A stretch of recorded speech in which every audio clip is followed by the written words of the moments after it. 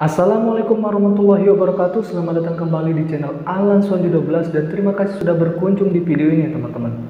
Bagaimana kabar kalian sobat? Semoga kita selalu dalam lindungan Allah Subhanahu wa taala. Di video kali ini saya akan menceritakan sebuah kisah yang cukup mengharukan sekaligus menginspirasi bagi kita. Di mana ada seorang kakek tua yang bernama Huang Wanglin berusia 70 tahun menghabiskan hampir separuh hidupnya untuk merawat anak-anak tunawisma, dan diketahui dia sudah merawat kurang lebih 500 anak selama hidupnya. Nah, penasaran bagaimana sih kisah lengkap dari Huang Wanglin ini? Tonton terus video ini dan jangan lupa klik subscribe dan tekan notifikasi loncengnya supaya teman-teman tidak ketinggalan video-video menarik dari saya. Oke, nggak usah basa-basi, mari kita bahas-bahas. Ini dia, check this out.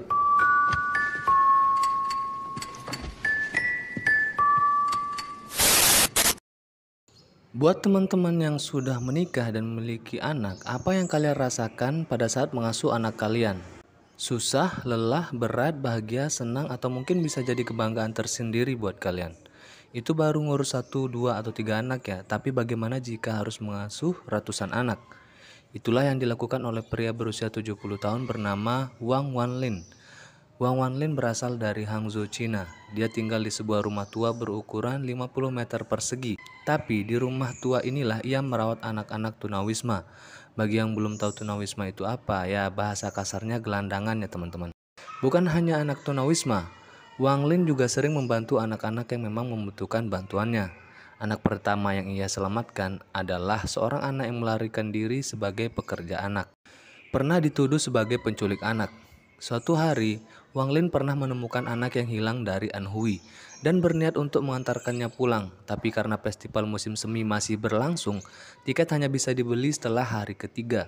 Kemudian Wang Lin membawa anak itu untuk tinggal di rumahnya selama 3 hari. Setelah 3 hari, Wang Lin kemudian membeli 2 tiket dan akan mengantarkan anak itu pulang. Pada saat ia berjalan menuju stasiun, seorang polisi menghampirinya dan bertanya kepadanya.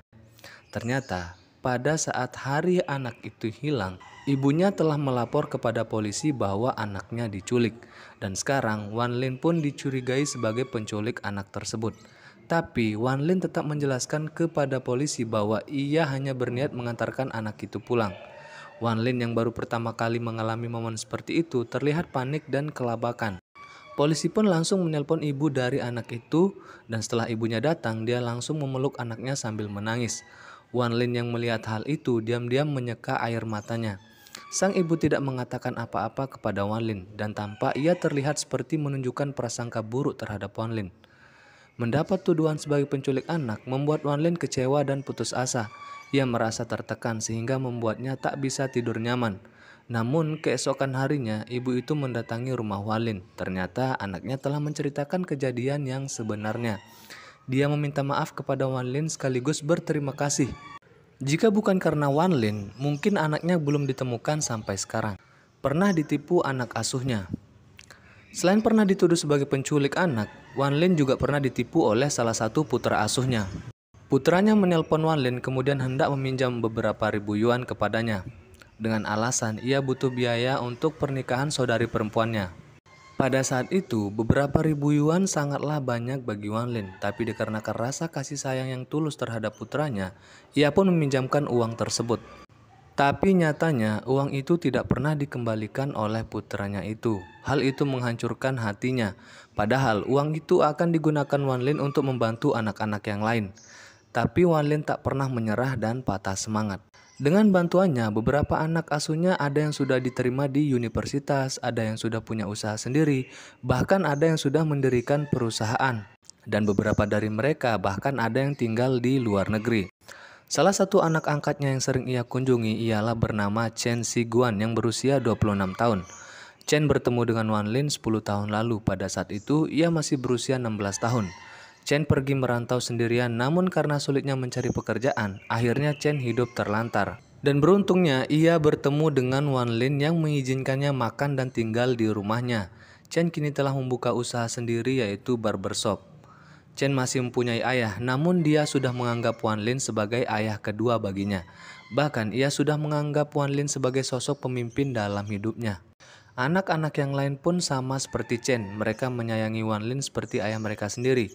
Mereka sering mengirimi Wan Lin uang, membiayai kebutuhan Wan Lin. Namun, Wan Lin tetap menyisihkan uang-uang tersebut untuk membantu anak-anak yang lain. Bahkan, salah satu dari mereka sering membelikan Wan Lin pakaian. Tapi Wan Lin sering menasihati anaknya itu untuk tidak menghamburkan uang, walaupun dalam hatinya ia sangat bahagia karena anak-anaknya begitu perhatian kepadanya. Dan ketika Wan Lin berusia 70 tahun, anak-anaknya mengadakan pesta ulang tahun untuknya di sebuah restoran di Hangzhou.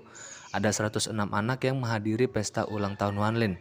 Dan mereka semua membukukan badan di hadapan Wan Lin sebagai ucapan terima kasih atas semua jasa Wan Lin kepada mereka.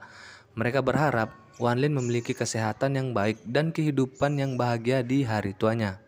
Itu dia guys, sedikit kisah tentang Huang Wanglin. Semoga kisah tadi bisa menginspirasi kita dan bisa menjadi pelajaran buat kita, supaya kita sebagai orang tua bisa mendidik dan memberikan rasa aman nyaman kepada anak-anak kita.